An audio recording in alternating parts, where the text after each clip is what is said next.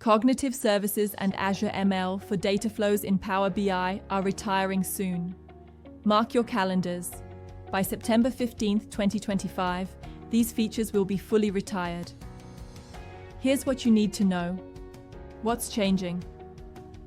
Starting August 11, 2025, users can no longer create new models using cognitive services in Power BI. Existing models will still refresh until September 15th, after which support ends entirely. Why the change? While Cognitive Services and Azure ML made it easy to build predictive models in Power BI, users asked for more flexibility and control over their ML workflows. What's replacing it? Enter AutoML in Microsoft Fabric's Synapse Data Science, a modern, powerful, and highly customizable solution for automating machine learning. What can it do? It enables you to automate ML workflows, visualize outcomes, and train models using scalable tools, all within one unified experience.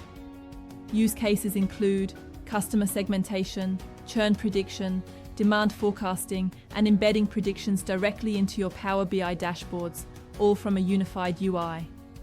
Stay tuned for more Power BI updates.